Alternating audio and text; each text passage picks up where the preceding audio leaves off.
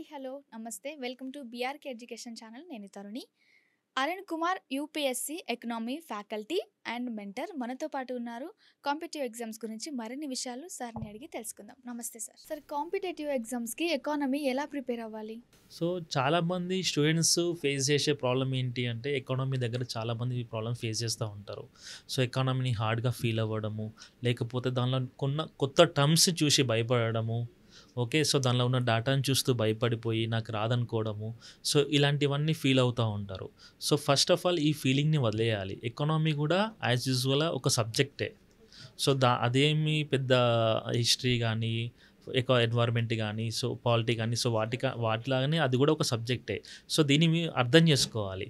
కాకపోతే ఇక్కడ సోర్సెస్ అనేవి డిఫరెంట్గా ఉంటాయి. So identify the right source అనేది చాలా ఇంపార్టెంట్ ఆస్పెక్ట్ ఇక్కడ. Okay, so for example Indian economy సంబంధించి ఒక స్టాండర్డ్ బుక్ పెట్టేసుకోవాలి. ఓకే, తర్వాత బడ్జెట్, యూనియన్ బడ్జెట్ నుంచి క్వశ్చన్స్ వచ్చే అవకాశం ఉంటుంది. తర్వాత ఎకనామిక్ సర్వే అనేది కంప్లీట్గా చదవాలి. గవర్నమెంట్ స్కీమ్స్ చదవాలి. ఓకే, తర్వాత మినిస్ట్రీస్ కానీ లేకపోతే గవర్నమెంట్ ఆర్గనైజేషన్స్ కానీ ఆర్బీఐ కానీ సో వాళ్ళు రిలీజ్ చేసే రిపోర్ట్స్, నీతి ఆయోగ్ రిపోర్ట్స్, సో ఇవి చదవాలి ఫర్ ఇండియన్ ఎకానమీ. తర్వాత టీజీపీఎస్సీ కానీ ఏపీపీఎస్సీ కానీ వాటికి సంబంధించిన ఎకానమీ అనేవి నేను రికమెండ్ చేసేది Telugu academy books for Telangana economy and AP economy. Telugu academy books నేను రిఫర్ చేస్తాను. తర్వాత వాటితో పాటు తెలంగాణ బడ్జెట్, ఏపీ వాళ్ళు అయితే ఆంధ్ర బడ్జెట్, తర్వాత తెలంగాణ వాళ్ళు రిలీజ్ చేసే socio economic outlook and Andhra వాళ్ళు రిలీజ్ చేసే సోషియో ఎకనామిక్ అవుట్లుక్. సో వీటిపైన మంచి అవగాహన పెంచుకోవాలి.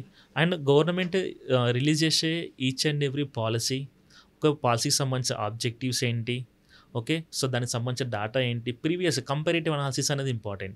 ప్రీవియస్ ఒక 10 years బ్యాక్ ఎలా ఉండేది, ఫర్ ఎగ్జాంపుల్ తెలంగాణ వచ్చినప్పుడు స్కీమ్ లాంచ్ చేసినప్పుడు స్టేటస్ ఎలా ఉండేది, పావర్టీ స్టేటస్ ఎలా ఉండేది, so present after implementing the policies present status ఎలా ఉంది.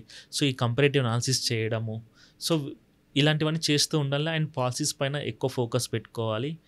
ఓకే, ఈ సోర్సెస్ అన్నీ కంటిన్యూగా ఫాలో అవుతూ డే టు డే అప్డేట్ చేసుకుంటూ ఉంటే తెలంగాణ ఎకానమీ అనేది ఏపీ ఎకానమీ చాలా ఈజీగా సక్సెస్ అవ్వచ్చు ఎగ్జామ్స్లో.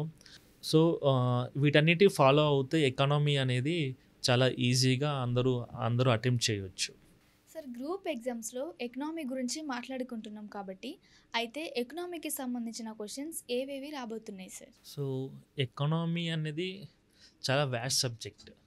సో ప్రతి కాంపిటేటివ్ ఎగ్జామ్లో ఎకనామీకి సంబంధించిన వెయిటేజ్ వచ్చేసి 35 to 40% ఉంటుంది. సో దీనికి సంబంధించి మేజర్గా ఎకానమీ అనేది it is not limited to one text book. ఒక టెక్స్ట్ బుక్ సంబంధించింది కాదు ఇది. So current affairs, reports, government policies, తర్వాత government budget and economic survey, socio economic outlook, so వీటన్నిటిని ఇంక్లూడ్ చేసి క్వశ్చన్స్ వస్తాయి కాబట్టి సో వీటన్నిటిపైన అవగాహన పెంచుకోవడం అనేది చాలా ఇంపార్టెంట్. ఓకే, సో మళ్ళీ ఈ క్వశ్చన్స్ కూడా కరెంట్ అఫైర్స్ నుంచి వచ్చే క్వశ్చన్సే స్టాటిక్గా మారుతాయి. ఓకే, ఫర్ ఎగ్జాంపుల్ ఇప్పుడు ఆర్బీఐ వడ్డీ రేట్లను పెంచింది అని చెప్పేసి క్వశ్చన్ ఇచ్చాను అనుకోండి. సో వడ్డీ రేట్లు ఎవరు చేస్తారు, మానిటరీ పాలసీ కమిటీ చేస్తుంది. ఆ కమిటీ నుంచి వచ్చే క్వశ్చన్ వచ్చే ఛాన్స్ ఉంటుంది. ఓకే, లేదా ఈ వడ్డీ రేట్లు తగ్గించడం కానీ పెంచడం వల్ల వాటి ఎఫెక్ట్ ఎలా ఉంటుంది, సో అలా క్వశ్చన్స్ వచ్చే ఛాన్సెస్ ఉంటాయి. సో అలా ఫోకస్ చేయాలి, మల్టీ డైమెన్షన్లో ఫోకస్ చేసుకుంటే ఎకానమీ అనేది ఈజీ అవుతుంది. సో వాటితో పాటు ఎక్కువగా న్యూస్లో ఉండే ఆర్టికల్స్ కానీ న్యూస్లో ఉన్న టాపిక్స్ని మనం ఎప్పుడు రివైజ్ చేస్తూ సో వాటిని చదువుతూ ఉంటేనే మనకి చాలా ఈజీగా అయిపోద్ది. తర్వాత రీసెంట్గా చూసుకుంటే ఇంతకుముందు చెప్పినట్టుగా మనం స్టాండర్డ్ బుక్స్ చూసుకోవాలి. దానిలో తెలుగు అకాడమీ గురించి చెప్తున్నాను. So Telugu academy text book నుంచి recent intermediate first year and second year text book నుంచి సో ఈ 2 టెక్స్ట్ బుక్స్ కలిపి అరౌండ్ 20 to 23 క్వశ్చన్స్ ఆ టెక్స్ట్ బుక్ నుంచే వచ్చినాయి ఈ గ్రూప్ 2 రీసెంట్గా జరిగిన గ్రూప్ 2 ఎగ్జామ్లో. ఓకే, సో దీన్ని బట్టి మనకి ఈ స్టాండర్డ్ బుక్స్ ప్రాముఖ్యత ఎంత అన్నది మీరు అర్థం చేసుకోవాలి. ఓకే, సో మనకి ఫస్ట్ మీరు గుర్తుపెట్టుకోవాల్సింది ఒకటి, క్వశ్చన్స్ అనేవి కరెంట్ అఫైర్స్ బేస్ చేసుకునే వస్తున్నాయి. సెకండ్ వచ్చేసి స్టాండర్డ్ బుక్స్. ఈ రెండింటిని ఫాలో అవుతే ఎకానమీలో మనము ఈజీగా గెట్ ఆన్ అవ్వచ్చు. Thank you sir. You welcome.